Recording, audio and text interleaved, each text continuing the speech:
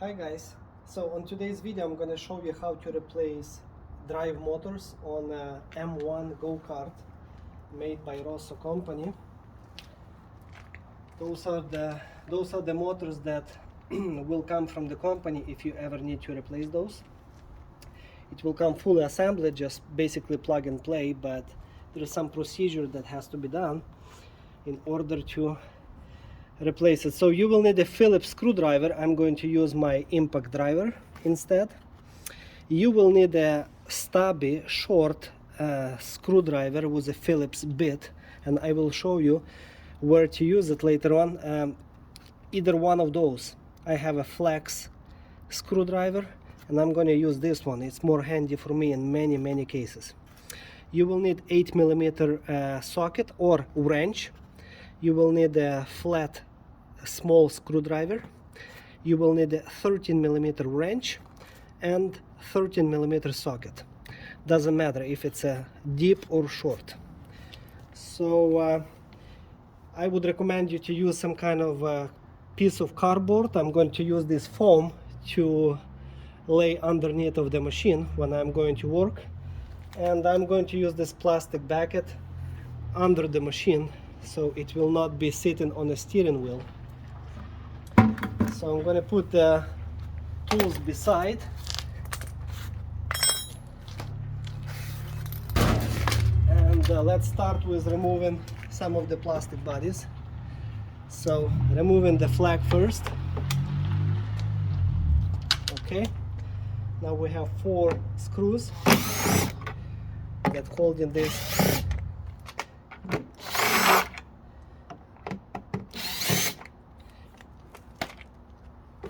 rear spoiler. Okay, and the plastic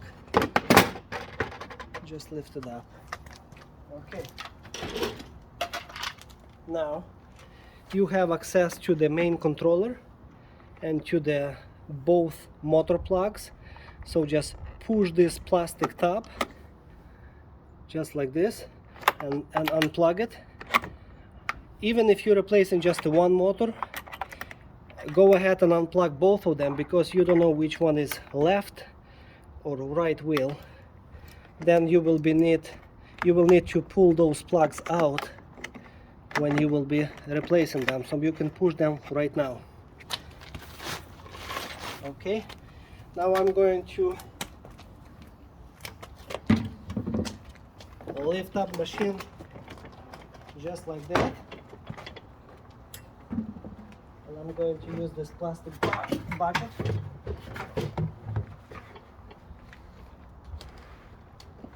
So the machine is going to be sitting on a plastic bucket. Now we need to remove those plastic covers, one and the second one.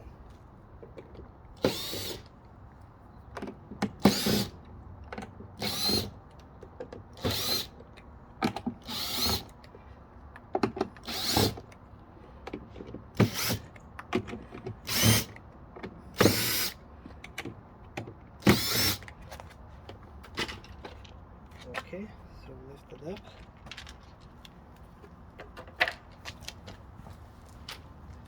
Now the second plastic bag.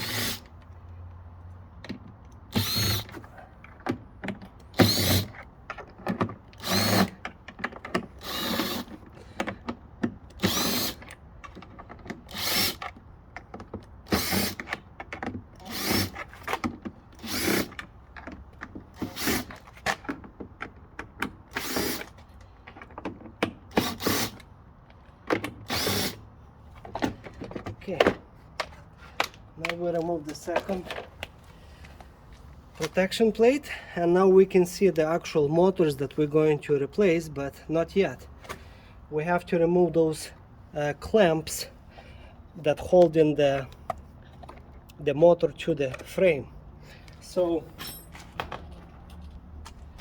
as I told you before, if you have a stubby screwdriver, you can hold this bolt from underneath, but you will need something like this, or even shorter if you can find. Or I have this flex screwdriver that I'm going to use in my case.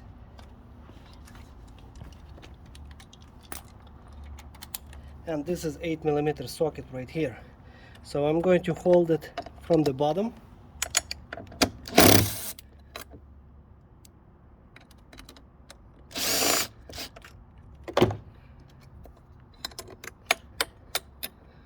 And now you have this screw right here. As you can see, it's a Phillips.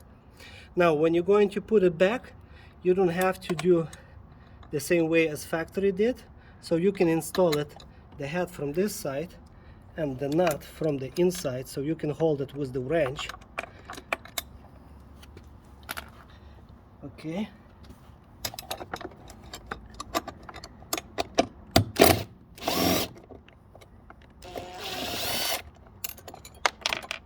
Okay.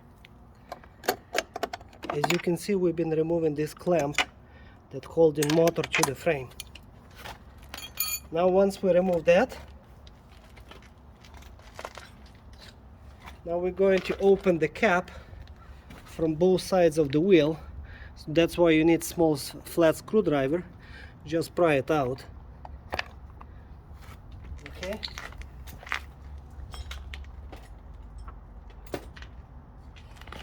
So here you have 13mm nut, and you're going to have exactly the same one on the other side, on the opposite side. So you have to remove it, the second cap.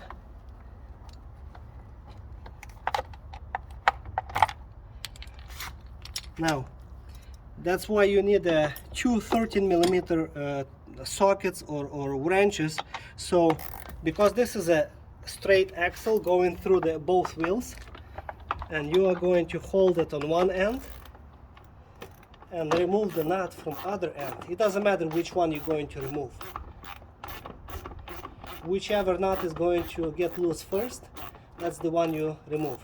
In my case, I can feel it under my finger that I remove this side where the camera is. Okay. Now simply remove the wheel. And as you can see, this is a straight shaft. So coming from one end to another end. Now when we moved out the shaft, we can remove the motor. But not yet, because the cable is still attached to the brake pedal. So let's remove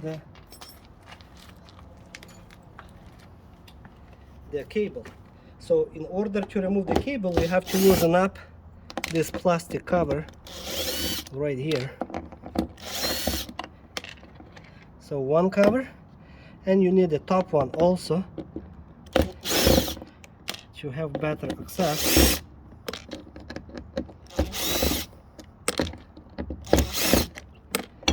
So now you have, this is a main cable that goes into your brake pedal. Basically this is a splitter, so one cable is pushing both wheels in the same time. So if you're replacing just one motor, follow that cable which side it is. It has some grease, so okay. Now when we remove the motor cable, we can pull out the wire.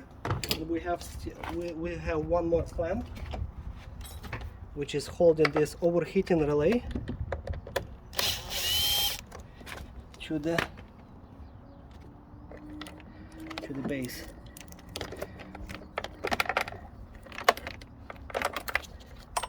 Okay, so those are the wires, and this is the motor completely removed from the machine. Now, new motor is going to have stickers, say left and right, but actually it doesn't matter on those machines. So even if you put left to right, it's going to work. So do the installation same way as you remove the old motor. I'm not going to spend much time because it's pretty straightforward. Once you installed here, now you're ready to install the clamp. Don't forget installing the screws. As I told you, you can use the screws with the heads going facing top. And then same procedure with the cable. Just install the cable the way it was installed before, which is this position right here. Just make sure that the cables are not jammed. They has to be perfectly straight, otherwise they're going to hold the brakes on your machine. And when it's coming to the splitter, just pull out those cables right here. Okay.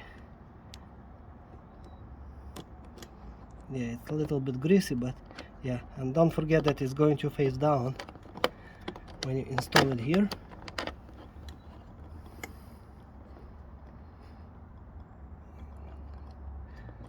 Yeah, because of the grease, it's not that comfortable. So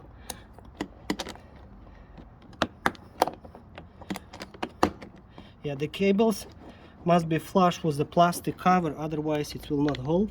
And then you're going to install the main brake pedal cable, so everything is going to be flush again. You can even try to press brake pedal from the inside and to see if it's moving. Let's see. As you can see, I'm pressing the brake pedal with my right hand, and this splitter is braking both wheels and it's coming back. So make sure that it's working freely, and after you're going to install the plastic covers, make sure one more time, press the brake pedal, that it's working freely and nothing is jammed. Well, this is it. I think that reverse installation is pretty straightforward, and the